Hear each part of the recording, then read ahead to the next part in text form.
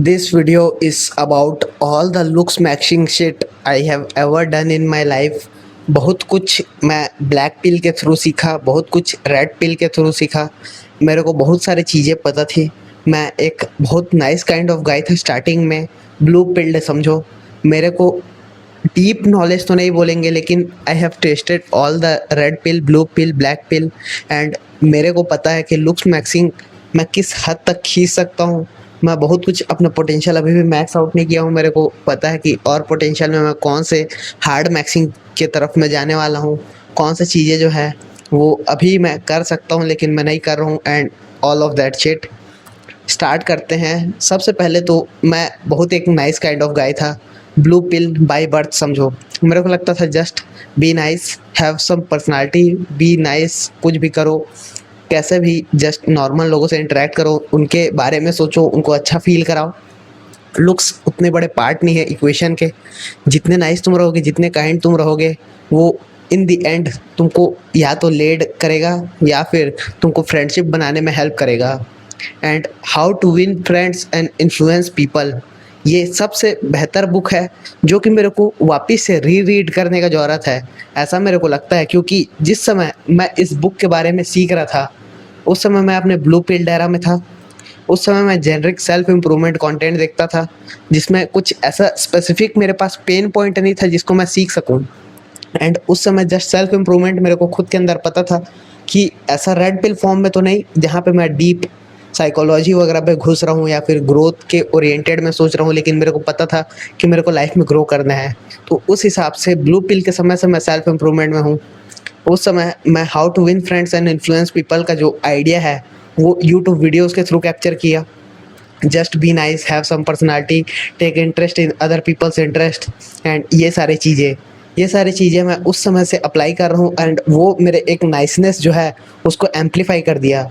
एक secure family में, secure तो नहीं बोलेंगे, अटैचमेंट स्टाइल मेरा थोड़ा सा एंसियस और अवॉइडेंट दोनों मिक्स है, मतलब एक हाइब्रिड है ऐसा समझो। मेरे को पता नहीं है कैसे तरीके से, क्योंकि मैं बहुत ज़्यादा ही वैलिडेशन चेज़ करता हूँ, मैं बहुत कुछ सीख करता हूँ externally.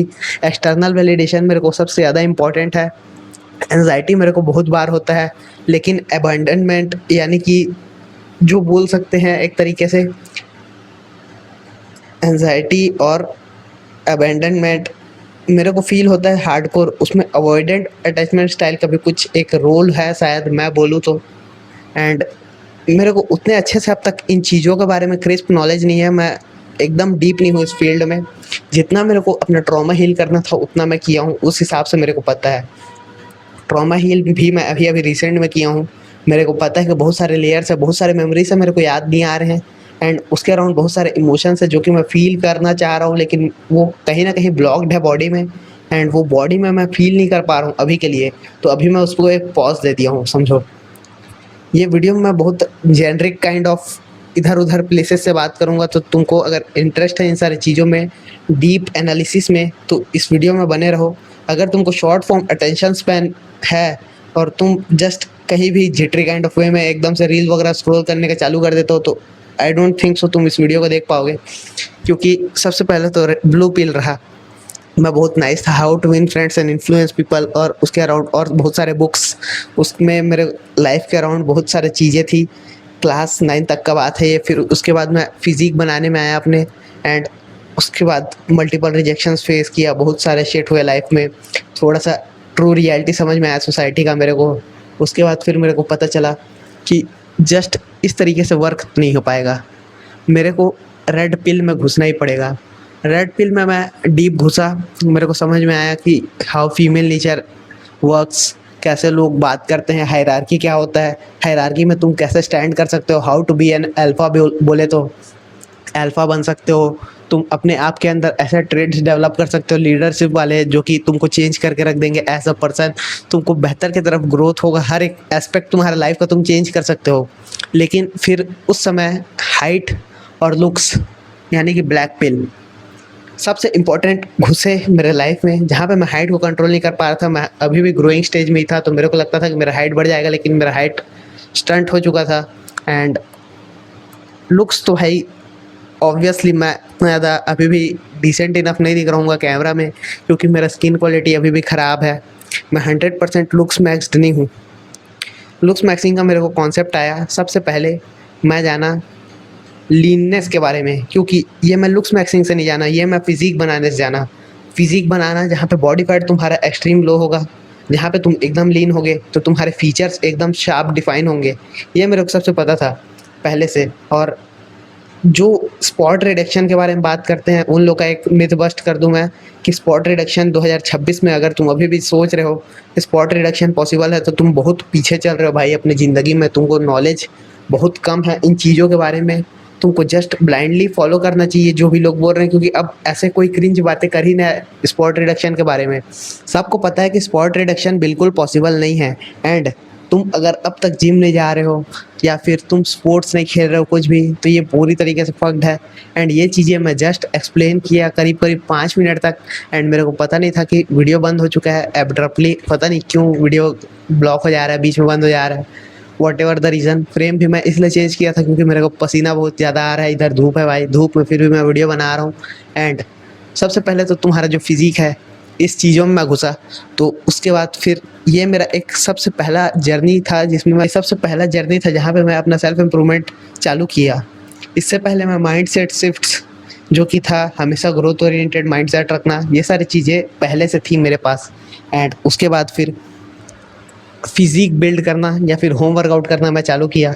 Pushups, pullups, just squats, कुछ भी करना ब्रदरहुड में। ये ट्रेनिंग तुम्हारे को अपने आप से माइंडसेट शिफ्ट लाता है, तुम्हारे ऐसा रिस्पेक्टेबल फील कराता है, सेल्फ रिस्पेक्ट, सेल्फ लव, ये सारी चीज़ें तुम्हारे अंदर पैदा होती है, ये चीज़ तुमको पता होगा। एंड ये सारी चीज़ें मैं जस्ट एक्सप्लेन भी किया, लेकिन वॉट एवर मिस हो गया तो मिस हो गया। बट नाउ उसके बाद फिर बहुत सारे रिएक्शंस वगैरह हुए। उसके बाद फिर मैं लुक्स और हाइट के बारे में जानने का चालू किया।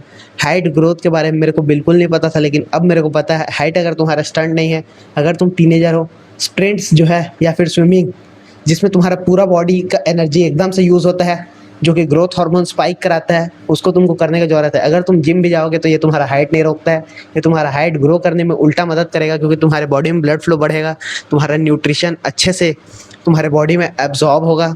जो भी ग्रोथ हार्मोन का सिग्नल है वो तुम्हारा बॉडी रिलीज़ करेगा, क्योंकि उसको मसल बिल्ड करना है। एंड इसलिए वर्कआउट करना सबसे इम्पॉर्टेंट है।